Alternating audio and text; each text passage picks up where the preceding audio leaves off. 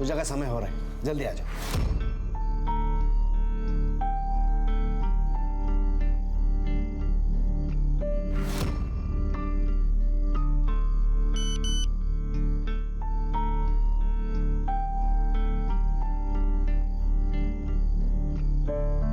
नितिन, बेटा चल, पूजा का समय हो गया है।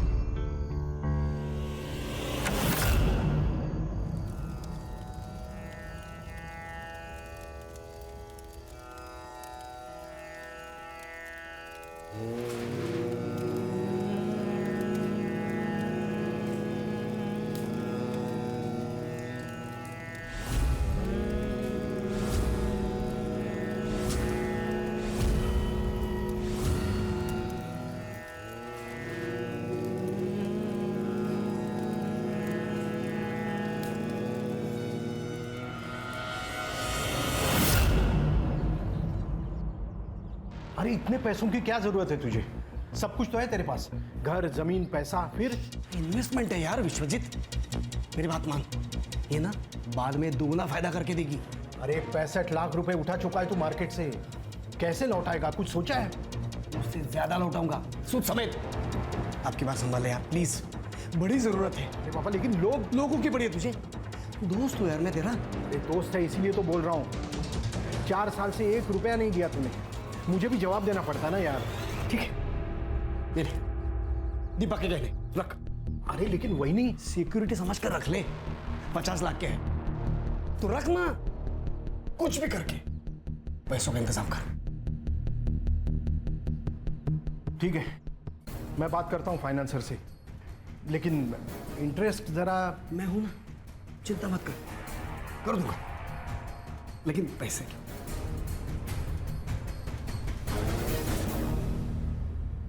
बाबा, आप ये सही नहीं कर रहे हो, और पैसों की क्या जरूरत है? नितिन, अभी तुम छोटे हो, इन सबसे दूर रहे। छोटा हूं पर बात समझदारी की कर रहा हूं। तुमच्यासारखं फक्त देव नाही करत आहे। आहो, क्या बोल रहा है, एक बार सुन तो लीजिए। चुप, एकदम चुप। मैंने पैसे लिए हैं, मैं ही लौटाऊंगा। हाँ पर थोड़ा। तुम्हें क्या लगता है तुम्हारा पति कोई साधारण आदमी है? मेरा भाऊ जो बोल रहा है वो सच होगा।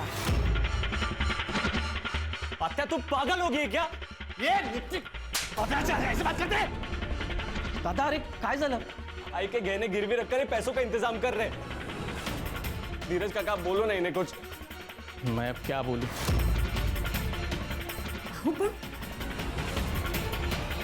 ठीक है, करा काय करायचं ते, बेच दो सब, बर्बाद कर दो सब। पूरे परिवार का विश्वास होना बहुत जरूरी है। हम सबको एक साथ रहना होगा, यही हमारी ताकत है।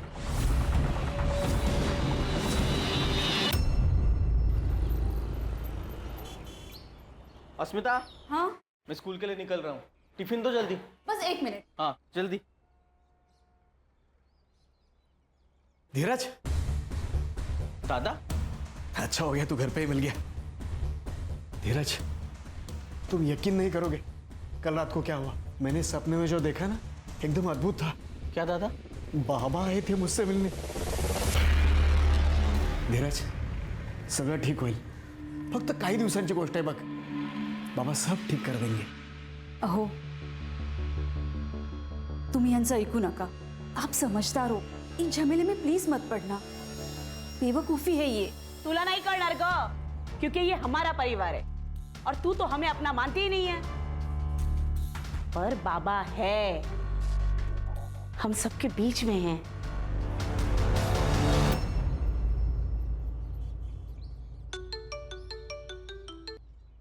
अरे किती वेळा फोन करतोस रे? अरे आजी बाजूलाच होती। तू ये दुनियादारी है ना, मुझे मत सिखा, समझी? मैं तेरे और तेरी फैमिली के तिकड़म सब जानता हूँ। सुन, अगर तू पुनावाड़ी नहीं आई तो मैं तेरी फैमिली को देख लूंगा। तू जानती है ना मुझे। मैं भी आना चाहती हूँ वहाँ, लेकिन नहीं आ सकती। और तू बार बार मुझे फोन मत किया करा, अजी कभी भी आ सकती है यार। मैं कितनी बार तुमसे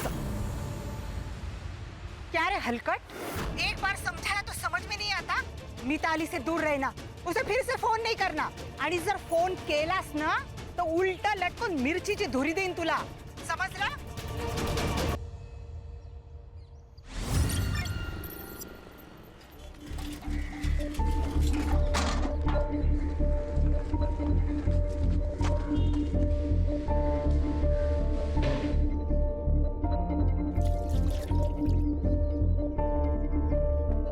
ताई ताई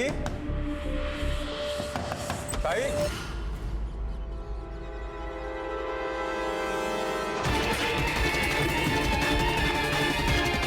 दादा लवकर या लवकर या.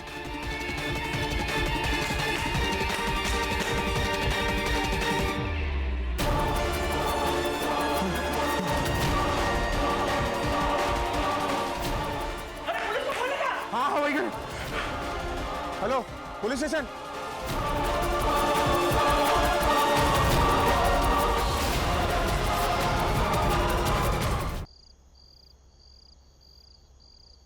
साले कमीने लोग, बाहर निकलो. मुझे नालायक कहते हो? अबे सबसे बड़े नालायक तो तुम लोग हो. अभी भी ऊंच नीच की बातें करते हो. ओ वाकोड़े साहेब, और डेमोक्रेसी चालू है, लोकतंत्र. वो दिन गए जब हम जैसे लोगों को आप लोग अपने साथ नहीं बिठाते थे. अभी हम लोग भी चलना सीख चुके हैं, आप लोगों के कंधे से कंधे मिलाकर, समझा? अबे भगवान से डरो बे. देख रहा है वो सबको, सबका हिसाब रख रहा है. बहुत भगवान भगवान करते हो ना. अबे नर्क में जगह मिलेगी तुम लोगों को, नर्क में. तुमको नहीं तो ये घर नहीं है, ढोंग है ढोंग. डॉक्टर, हाँ डॉक्टर काय का डॉक्टर. थू हट.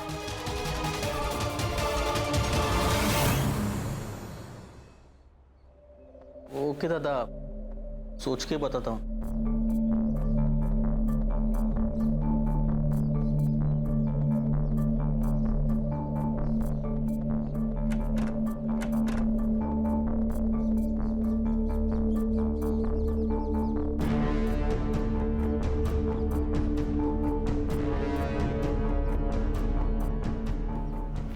प्रॉपर्टी के पेपर क्यों निकाले आपने? भाऊ ने कुछ कहा? तुम शांति से सुन लो तो मैं बताता हूँ. तुम बैठो बैठो. देखो दादा बोल रहे हैं कि अगर पैसे का बंदोबस्त नहीं हुआ तो ये अपना घर गिरवी रख के पैसा खड़ा करेंगे. क्या? तो इसीलिए आप कह रहे थे कि सोच के बताता हूँ? अरे इसमें सोचना क्या है? हाँ, आप भी जानते हैं क्या सारा मूर्खपना है. आप स्कूल में हेडमास्टर हो, आप ये सब नहीं कर सकते. अरे लेकिन मैं दादा को कैसे बोलूं? ठीक है, तो मैं बोल दूंगी कि मुझे मेरे सर पर छत चाहिए. उनके भरोसे में बेघर नहीं हो सकती. उनको अपनी फैमिली की परवाह नहीं होगी, पर मुझे है.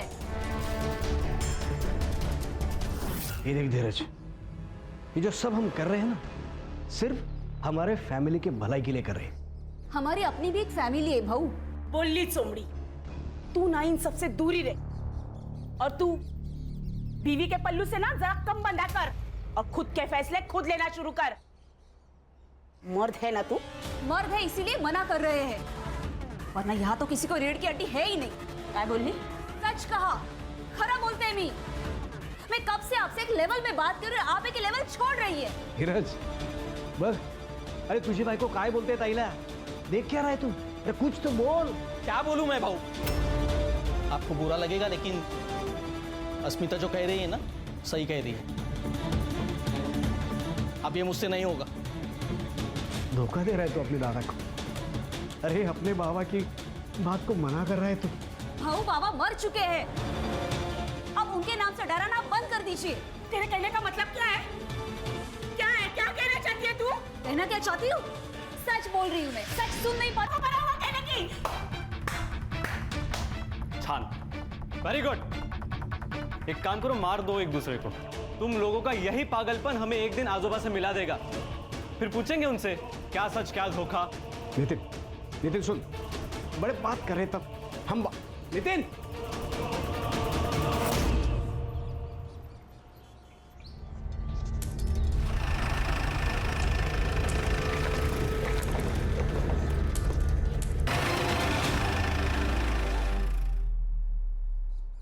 अब बस हो गया दादा, आज मैं चुप नहीं बैठूंगा।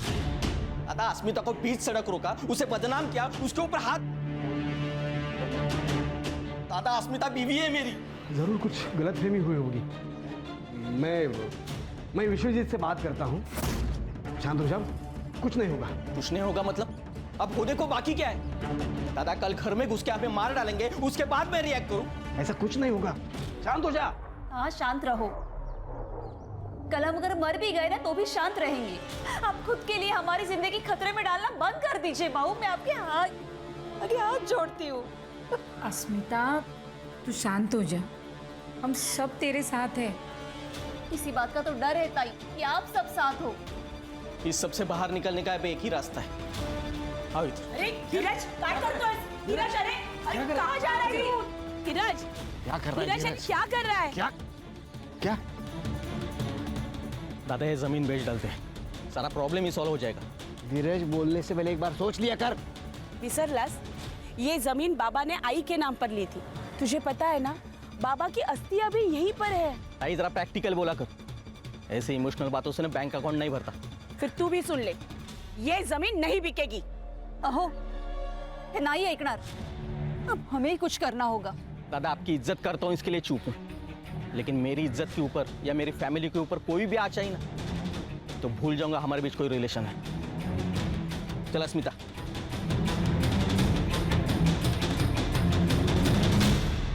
ए विश्वजीत, दाखुल इसमें लायकी छोटी। अरे तूने गुंडे भेजे मेरे भाई की बीवी को डराने के लिए? अरे असली मर्द की औलाद है ना, मुझसे बात करता सीधे। ये मी कोणाला पाठवलं नाही, कळलं? तो वो क्या तेरे ससुराल वाले थे? झूठ मत बोल कमीने। अरे वो पैसा मांग रहे, मरने मारने की बात कर रहे कमीने। ए, कमीना किसको बोल रहा है तू? कमीना किसको बोल रहा है? धमकियां मुझे भी आ रही है, समझा? कल मेरे घर पे पत्थर फेंका, मैं आया तेरे पास, तुझे दिया टेंशन नहीं ना? इसी को बोलते हैं दोस्ती, समझा? चल, तू काय का दोस्त? थूकता हूँ तेरी दोस्ती में, थूक। अरे जा रहे, चल।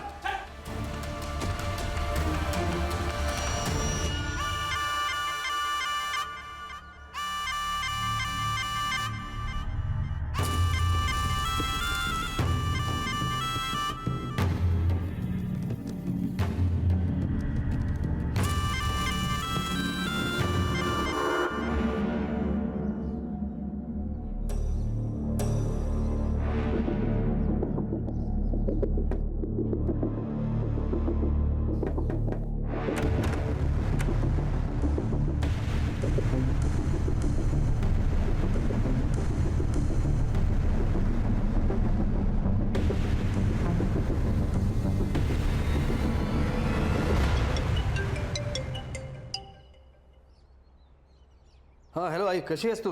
मैं ठीक हूँ बेटा। अच्छा आई, एक काम करो, तुम मिताली को लेकर 2-3 दिन के लिए पुनावाड़ी आ जाओ। अरे वहाँ जो कुछ हुआ वो जानते हुए भी? हाँ आई, मिताली की चिंता मत करो, मैं सब संभाल लूंगा। ठीक है बेटा, आम्ही उद्याच निघतो। हाँ ठीक है।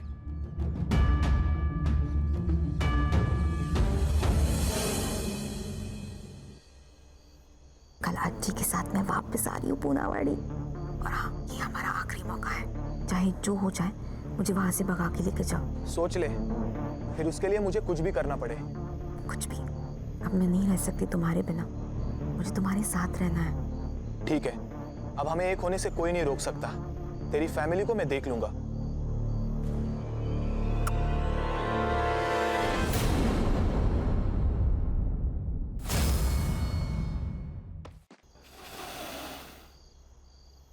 आई, पूजा का समय हो रहा है, जल्दी आ जाओ। नितिन, हाँ? बेटा चल, पूजा का समय हो गया है।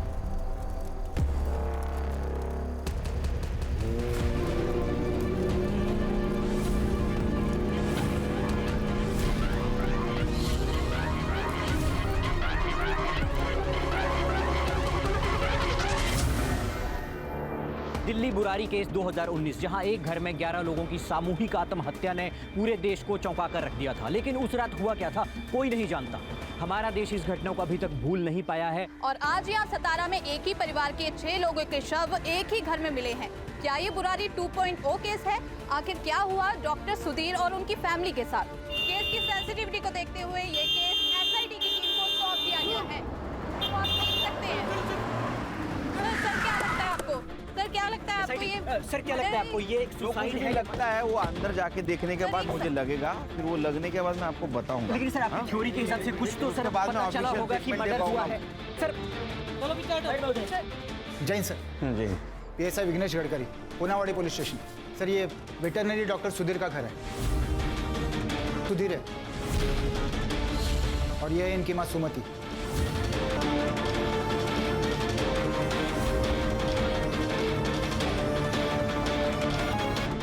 सर ये नितिन है और ये मिताली।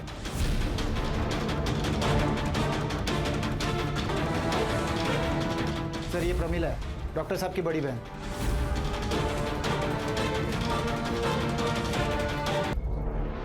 सर सेम है। क्या लगता है खान? सर अजीब लग रहा है, इनकी मौत हुई है ऐसे लगता ही नहीं। सर एक ही साथ पूरी फैमिली का खत्म हो जाना मतलब दिस इज। ये मीडिया वाले हैं ना, इस केस को दिल्ली के बुरारी केस से जोड़ रहे हैं सर। बुरारी 2.0 ऐसे कह रहे हैं सर, और मुझे भी यही लगता है। गडकरी, तुम्हारे और मेरे सोचने से कुछ नहीं होता, उससे केस नहीं बनती, समझे? उसके लिए सच्चाई सामने लानी पड़ती, प्रूफ ढूंढना पड़ता है, और ये काम मीडिया नहीं हम लोग करते हैं। Sorry sir. पर एक साथ इतने लोगों की बॉडी मिलना इसका मतलब ये नहीं कि ये सुसाइड है। यस सर, मुझे भी यही लगता है। अगर ये मास सुसाइड होता तो एक साथ एक कमरे में सारे लोग होते। यू राइट, बुरारी केस की तरह। लेकिन अब यहाँ एक बॉडी पड़ी है, एक किचन में है, 2 हॉल में है। I don't think so sir ये मास सुसाइड है। सर घर में कोई स्ट्रगल के मार्क्स नहीं है और ना ही फोर्स्ड एंट्री लग रही है। सुसाइड या कोई रेप? नहीं सर, लेकिन कुछ बॉडीज के पास वॉमिट के निशान है सर। देखने पर तो ये सुसाइड ही लग रहा है। नहीं, मुझे नहीं लगता सुसाइड है, क्योंकि फ्रिज में खाने का सामान, वॉशिंग मशीन में कपड़े हैं धोने के लिए, ये इधर दूध का बर्तन रखा है।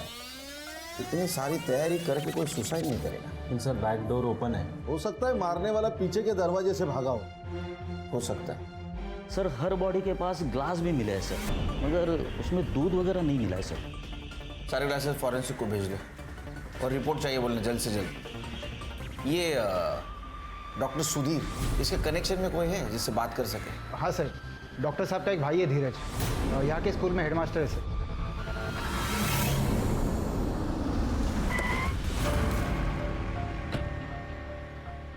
यहाँ तो ताला है। हर्षा चेक करो। जी सर। खान चेक करो।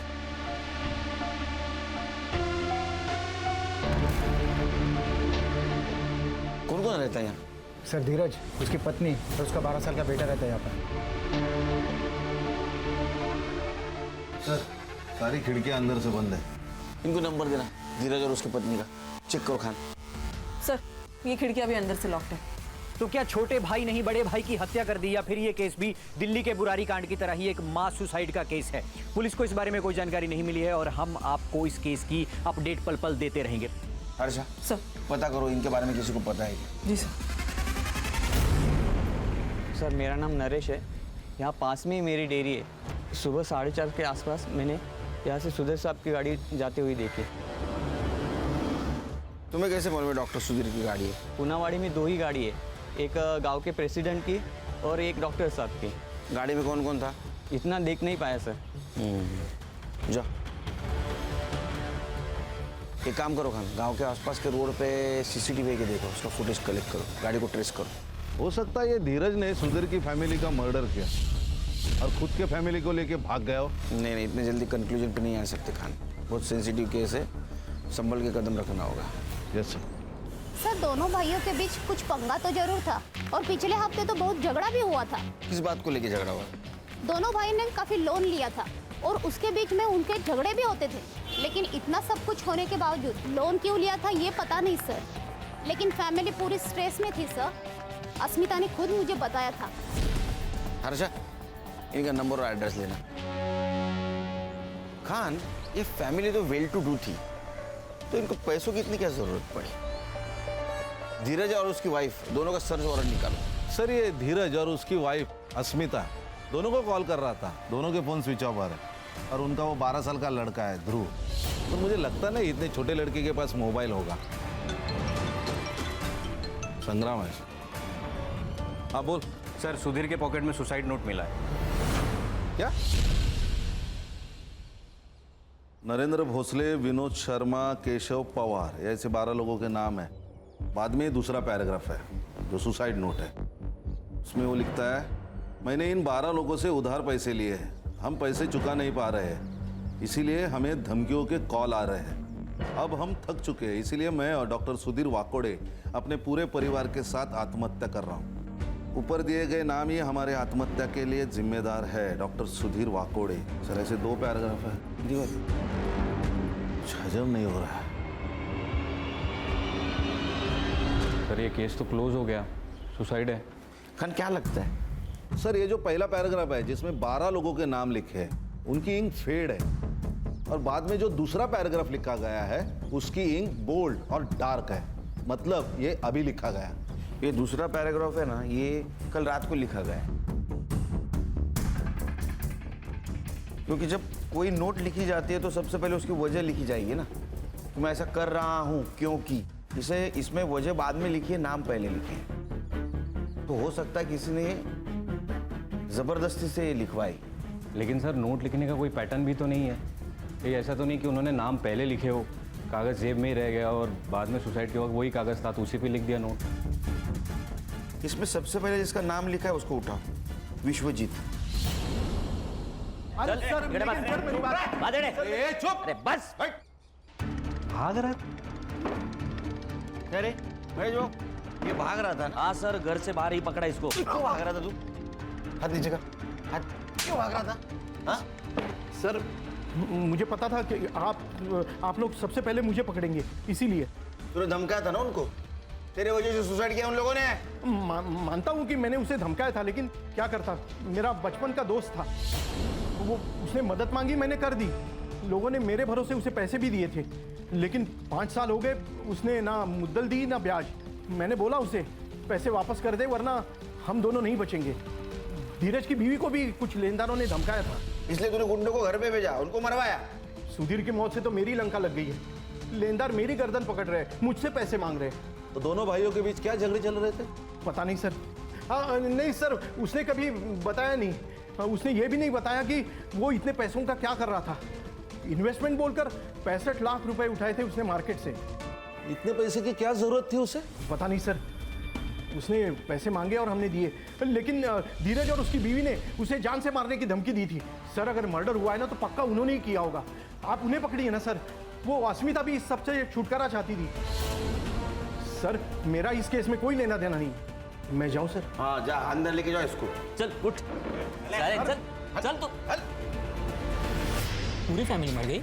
और नहीं तो क्या, पूरा परिवार मर गया। वो दिल्ली वाला कांड था ना वैसे। पर डॉक्टर सुधीर तो सुलझे हुए इंसान थे। क्या हुआ डॉक्टर साहब को? आप जानते हो उन्हें? हाँ, मेरी बिलोरी, मेरी नागिन का इलाज किया था ना उन्होंने। वो और उनकी फैमिली दोनों मर गए। जहर पी के उन्होंने सुसाइड कर लिया और उनका छोटा भाई धीरज भी गायब है।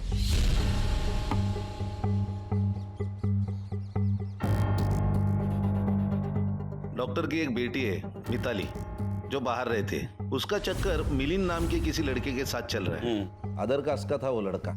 घर वाले मान नहीं रहे थे, इसीलिए उसे कोल्हापुर अपने दादी के पास भेज दिया। सर इन सबके फोन्स घर पर ही मिले हैं। मैंने सबके कॉल रिकॉर्ड्स चेक किए, लेकिन कोई सस्पिशियस एक्टिविटी नजर नहीं आ रही। हाँ लेकिन सर मिताली के फ़ोन में मिलिंद के साथ चैट्स हुए हैं। मिलिंद की जो फ़ोन लोकेशन है वो शाम को 7 बजे से 9:30 बजे तक सुधीर के घर के आसपास थी, और फिर सुबह 4:30 बजे, और उसके 1 घंटे बाद उसका फ़ोन स्विच ऑफ हो गया। सर पीएम रिपोर्ट आ गई। इतनी जल्दी? सर सिर्फ 3 लोगों की आई है, जिनिंग के कारण हुई है। खान, वो जो ग्लास मिला हमें बॉडी के पास, उसकी रिपोर्ट आई? नहीं सर, लेकिन जल्दी आ जाएगी। सर ये पीएम रिपोर्ट के अनुसार तीनों की मौत रात 11 से 12 के बीच में हो गई। तीनों के मौत का टाइम लगभग सेम है। अब सवाल ये है कि इनको जहर दिया गया या इन्होंने जहर लिया। सर मुझे एक बात पता नहीं चल रही कि इतनी मात्रा में जहर आया कहाँ से, और ये पॉइजन कौन सा है, ये हमें देखना चाहिए। कहीं ऐसे तो नहीं है धीरज ने सबको पॉइजन दिया, मार दिया और भाग गया। ये धीरज का मिलना बहुत जरूरी है। सर ये डॉक्टर सुधीर की गाड़ी मिल गई। गुड न्यूज, गाड़ी चेक करो। सर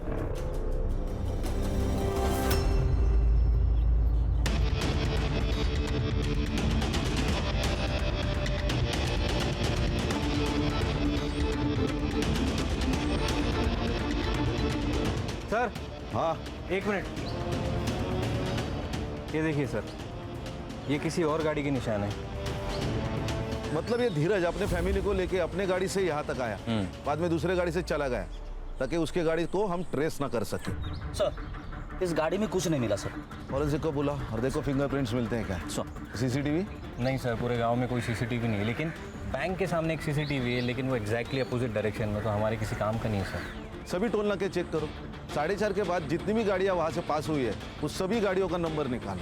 हाँ, और देखो कौन से गाड़ी में कोई दिख रहा है क्या। संग्राम, ये केस बहुत इंपॉर्टेंट है, घास में सुई ढूंढने जैसा, पूरी मेहनत के साथ काम करना पड़ेगा।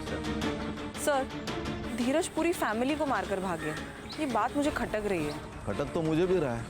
ये सुसाइड नोट, ये सुधीर के घर से जो डॉक्यूमेंट्स मिले थे ना, वो फिर से चेक करो, कुछ ना कुछ तो जरूर मिलेगा। जी सर। सर ये सुसाइड नोट डॉक्टर सुधीर ने नहीं लिखा है। ये देखिए अपॉइंटमेंट रजिस्टर और नोटपैड, इन दोनों में डॉक्टर सुधीर की हैंडराइटिंग मैच नहीं कर रही है। सर ऐसा भी तो हो सकता है, ये सुसाइड लेटर शायद धीरज ने लिखा होगा और डॉक्टर सुधीर की जेब में रख दिया होगा। हर्षा, अगर ये धीरज ने खुद लेटर लिखा होता तो उसने ऐसा क्यों लिखा कि वो और उसका छोटा भाई अपने पूरे परिवार के साथ आत्महत्या कर रहे? मुझे लगता है खान, ये सुसाइड के वक्त धीरज का पूरा परिवार वहां था। वो भी सुसाइड करने वाला था, लेकिन वो डर गया और वहां से भाग गया। हेलो, हाँ बोला, क्या? ओके। हेलो, ये धीरज के घर से अजीब सी बदबू आ रही थी, कुछ तो गड़बड़ है। डॉक्टर सुधीर के छोटे भाई धीरज के घर के पास से अजीब सी स्मेल आ रही है और उनके डोर पर ताला लगा हुआ है और इसी के साथ एसआईटी की टीम यहाँ पर आ चुकी है। चलिए उन्हीं से पूछते हैं। सर अंदर से सर स्मेल आ रही है, सर सीरियल गिरी का आखिर चल क्या रहा है? लॉक तोड़ने की व्यवस्था करो।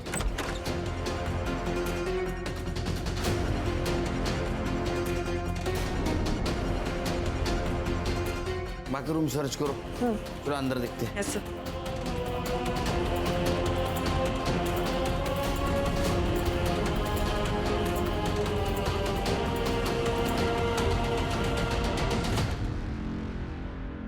दोनों बॉडीज काफी डिकम्पोज हो चुकी है, लगता है इनकी मौत भी 19 तारीख को रात को ही हुई है। और सर सिमिलर लग रहा है, ये ग्लासेस, इन दोनों के फोन्स भी घर पे है और स्विच ऑफ भी है। सर लेटर में जो लिखा था यानी सही था, इन दोनों ने सुसाइड किए लेकिन अपने अपने घर पे। अब तो ये बुरारी केस जैसा ही लग रहा है सर।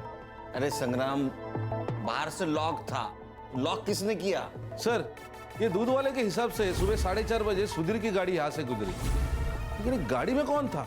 सुधीर की मौत रात को 11 बजे से 1 बजे के बीच में हुई, तो हो सकता है जिसने मर्डर किया उसने पहले सुधीर को मारा, फिर धीरज को मारा और 4:30 बजे दरवाजे को लॉक करके निकल गया। लेकिन सवाल अभी भी है कि गाड़ी में कौन था? उस लड़की का बॉयफ्रेंड मिलिंद हो सकता है सर।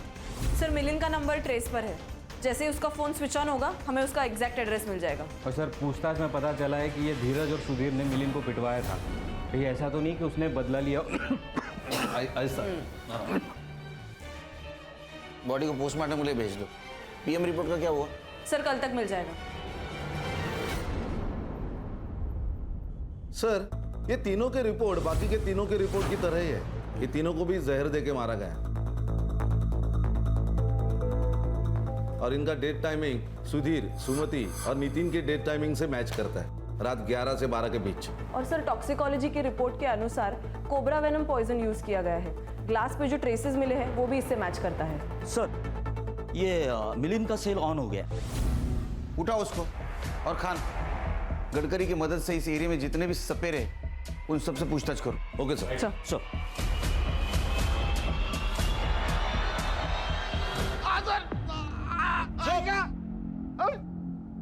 ये बदला है ना, किसी नशे से कम नहीं है मिलिंद। डॉक्टर सुधीर ने तुझे मारा, जलील किया, तो तूने थानी और पूरे फैमिली को मार दिया। सर मैंने किसी को नहीं मारा सर, सर मेरा मिताली के ऊपर प्यार था सर, सच्ची वाला सर। और सर फोन क्यों बंद था? एमए के एग्जाम थी सर पुणे में, इसलिए मैंने मोबाइल ऑफ रखा था सर, मैं सच कह रहा हूँ सर। देख तेरा 19 तारीख को मोबाइल लोकेशन दिखा रहा है डॉक्टर सुधीर के घर के आसपास का, शाम को 7:30 बजे से लेकर 9 बजे तक का। सवेरे 4:30 में भी तेरा मोबाइल लोकेशन दिखा रहा है वहाँ। सर मैं था वहां पे सर, लेकिन मैंने कुछ नहीं किया। मैं और मिताली सर शादी करना चाहते थे सर, लेकिन सर उसकी पूरी फैमिली अगेंस्ट थी सर। मेरी हिम्मत कैसे हुई मेरी बेटी का हाथ मांगने की? हाथ चाहिए देते हैं ना। ये चप्पल देखिए, ये कितनी भी खूबसूरत होगी ना तो भी इसे सर पर रखे चलने का रिवाज नहीं है। तेरी औकात भी उतनी ही है। अरे तेरी बिरादरी कहा, हमारी बिरादरी कहा, ये अंतर कभी मिटेगा नहीं।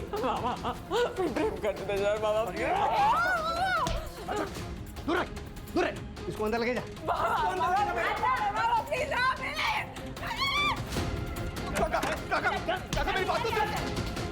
देख, अगर अभी निकला नहीं ना, यही गाड़ दूंगा तुझे। किसी को इतना भी मत डराओ काका कि डर खत्म हो जाए। अब तो मिताली मेरी होकर रहेगी। सर उन्होंने मिताली को कोल्हापुर भेज दिया, लेकिन फिर भी हम कांटेक्ट में थे। उसने मुझे 18 तारीख को कॉल किया था सर, और कहा कि अगले दिन वो पूनावाड़ी आने वाली है। कल अज्जी के साथ मैं वापस आ रही हूँ पूनावाड़ी, और हाँ, ये हमारा आखिरी मौका है। चाहे जो हो जाए, मुझे वहां से भगा के लेके जाओ। हमने डिसाइड किया कि हम 19 तारीख को भाग जाएंगे। हमारे पास ये आखिरी चांस है। उसने 6:45 बजे मुझे कॉल किया था। जैसे ही पूजा खत्म हो जाएगी ना, मैं बैक डोर से एग्जिट ले लूंगा, ठीक है? ठीक है। फिर मैंने 9:30 तक वेट किया, उसका कॉल नहीं आया, इसलिए मैं घर चला गया। रात भर उसका कॉल नहीं आया, इसलिए मैं सुबह वापस उसके घर के पास गया। पिछला दरवाजा खुला था, इसलिए क्या तूने कुछ किया नहीं तो पुणे क्यों भागा? पुलिस स्टेशन क्यों नहीं आया? सर आपको पता है सर, सीधा सीधा कुछ नहीं होता है सर। मेरे और मिताली के बारे में आपको पता चल जाता, सारा इल्जाम मुझ पे आ जाता सर। इधर आ। अगर तेरी बात झूठ निकली ना तो याद रख तेरे साथ क्या करेंगे।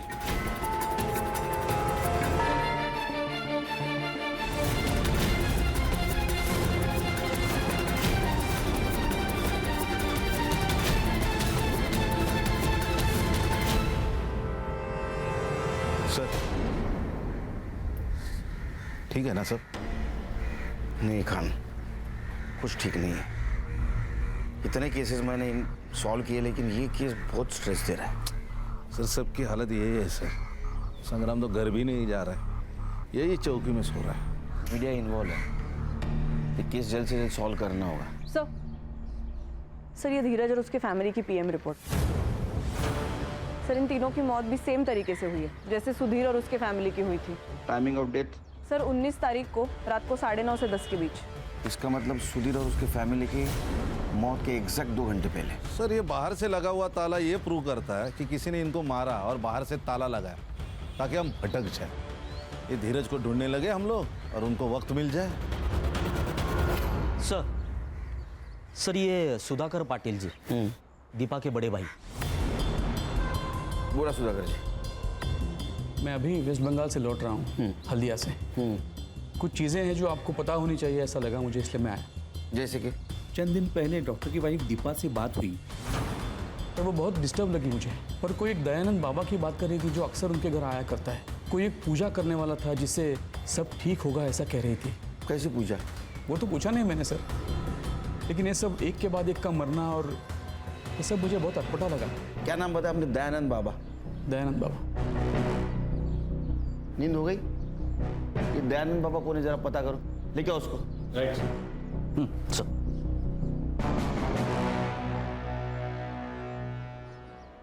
बाबा चलो। अरे मेरा ध्यान, बाकी का ध्यान ना पुलिस स्टेशन में करेंगे। Police station? सेवा करना हमारा धर्म है। हमारा भी। मैं तो उस परिवार की मदद करना चाहता था। कैसी मदद? बाबा हमारी मदद कीजिए।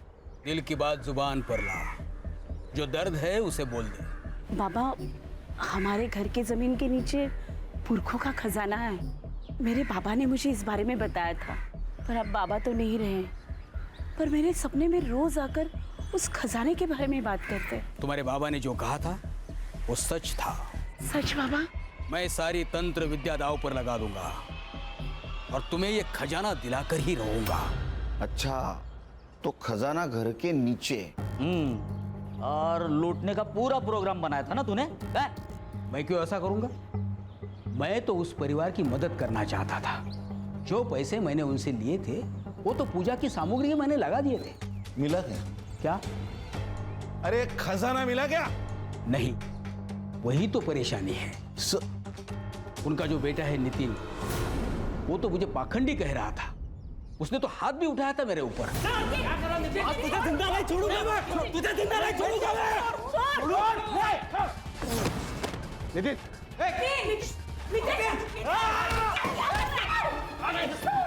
क्या कर रहा है? सुधीर भाऊ, अब तुम्हारा नसीब तुम्हारे हाथ में है। हाथ की रेखा कितनी भी प्रबल क्यों ना हो, प्रलय तो आना ही है। तब से आज तक मैं उसे मिला नहीं हूँ। 19 तारीख को कहाँ था तू? मैं तो अपने आश्रम में था, शांतिवन पुणे में। पता करो हर्षा, ये सच बोल रहा है झूठ बोल रहा है? अगर झूठ निकला ना तो नीचे आग लग गई। हेलो, ठीक है सर, वो सफेरा मिल गया। ले गया उसको, उसकी बीन बजाते। वो डॉक्टर सुधीर के डिस्पेंसर में क्या करने गया था तू? तेरा नाम कैसा अपॉइंटमेंट डायरी में? अब वो डॉक्टर साहब जानवरों के डॉक्टर है, तो मेरी बिलोरी का भी इलाज उन्होंने किया था। बिलोरी कौन? मेरी नागिन। और कभी कभी मैं उनके भाई के बीवी के घर भी जाता था। वो मेरी बिलोरी को दूध पिलाती थी और दक्षिणा भी देती थी। तेरे को मालूम है ना, नाक का जहर निकलना और बेचना इलीगल है। फिर क्यों बेचता था तू? तेरे नागिन की वजह से 9 मौतें हुई है। पता किसको दिया था? कहा, मैं खाली मेरे हमेशा के रेगुलर कस्टमर को ही देता था। पूरे तेरा हमेशा का रेगुलर कस्टमर? हाँ सर, मैंने उससे जहर लिया था, लेकिन मेरे बिजनेस के लिए। वो जहर मैं फार्मा कंपनी वालों को बेचता हूँ। उन्हें गवर्नमेंट मॉनिटर्ड स्नेक फार्म से जो जहर मिलता है वो काफ़ी नहीं होता, इसलिए इलीगल तरीके से वो जहर बेचा जाता है। जिन फार्मा कंपनियों के साथ डील करता है उसके नाम और एड्रेस देते। हाँ जी। चार्जशीट बना, मर्डर केस में अंदर ले लो इसको। झूठ बोलना जितना गुनाह है उतना सच छुपाना भी गुनाह है। समझ ले ला। अरे सर, लेकिन ये केस भूल ही है, सुसाइड नहीं है, लेकिन मर्डर के क्लू भी नहीं है। विश्वजीत और मिलिंद, इनके ऊपर शक है, लेकिन उनके खिलाफ सबूत नहीं। अगर उन्होंने मारा है तो फिर सुसाइड नोट का क्या मतलब? धीरज की बॉडी उसके घर पे कैसे मिली? और सर, ये दयानंद बाबा भी सच कह रहा है। उसका फोन लोकेशन 19 तारीख की रात आनंदवन आश्रम पुणे में ही था। सर, कोई ना कोई तो था वहां। एक काम करो हर्षा, शाम को 6 बजे से सवेरे 4:30 बजे तक किसके किसके मोबाइल वो सुधीर के घर पे एक्टिव तो पता करो। Yes sir. ये देखिए मैम, ये एक नंबर है जो सबसे पहले धीरज के घर पे था 10 बजे तक। उसके बाद ये सीधा सुधीर के घर चला गया मैम। सुबह 4:30 बजे तक वो वही था और 4:30 बजे के बाद ये वापस धीरज के घर चला गया मैम। किस नाम पर रजिस्टर्ड है ये नंबर? 1 minute ma'am. किसका नंबर है? शंकर शिंदे। मैंने लुकआउट नोटिस भेजा है सर। उसकी लास्ट लोकेशन पुणे में है। चलो।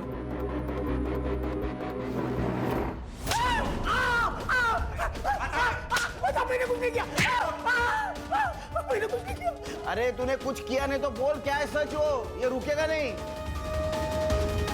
सारे लेनदारों के नाम बता दो। अगर ये सारे कर्जदार हमारे साथ है तो तुम्हारे पिताजी को वक्त की नजाकत समझ आएगी और वो हमें जल्दी ही खजाने का पता बता देंगे। बताओ। विश्वजीत कुलकर्णी। वो आखिरी पैराग्राफ कब लिखा था? जब हमने सबको मार दिया था, उसके बाद बाबा ने मुझसे लिखवाया। सर बता दो। सर, मैं आपसे झूठ बोला था। प्रमिला कभी मुझसे मदद मांगने नहीं आई थी। बाबा रोज सपने में आकर पूछते हैं खजाने के बारे में, पर ये तो बता के नहीं गए कि खजाना कहाँ है, किधर है। बस इतना पता है कि घर की जमीन के नीचे है। मैंने प्रमिला का पीछा किया, उसके पूरे परिवार के बारे में मैंने पता किया और पूरे प्लानिंग के साथ मैं सुधीर के घर गया और हुकुम का इक्का खेला। एक बात बोलूंगा और सच बोलूंगा, तुम जहां खड़ी हो ना, उस जमीन के नीचे तुम्हारे पुरखों का खजाना है। प्रमिला मेरे झांसे में आ चुकी थी। उसने अपने घर वालों को भी मना लिया था। मैं पैसे मांगता गया, और वो पैसे देते गए। कितने पैसे? तकरीबन 1 करोड़। और भी मिल सकते थे, लेकिन उनका विश्वास डगमगाने लगा तो मैंने उनको उनके घर के पीछे लेके गया। या खोदो।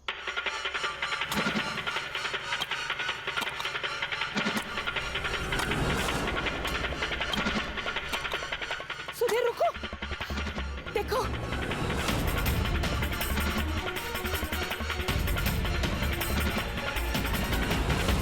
देखो ये सोने के सिक्के। बाबा, बाकी का खजाना कब मिलेगा? 19 जून की रात को मिलेगा। 19 जून की रात को महापूजा का प्रबंध होगा और तब मिलेगा ये खजाना। उन्हें सोने के सिक्के कैसे मिले फिर? हाँ, अरे इसने डाले होंगे ना, 1 करोड़ कमाया था ना इसने। महापूजा का सब प्रबंध हो चुका था और पुलिस पुस्तक ना पहुंची, इसलिए मैंने मेरा मोबाइल आश्रम में ही रखा था। सबसे पहले मैं धीरज के घर गया।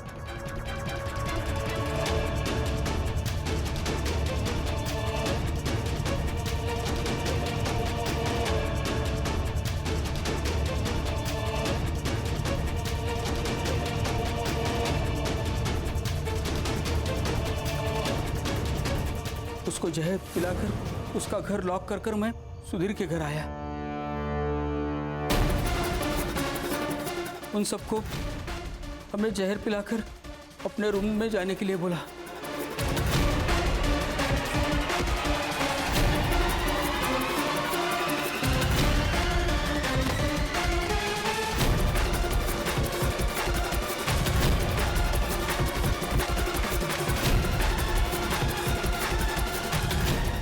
और वो जहर के ग्लास उनके पास रख दिए।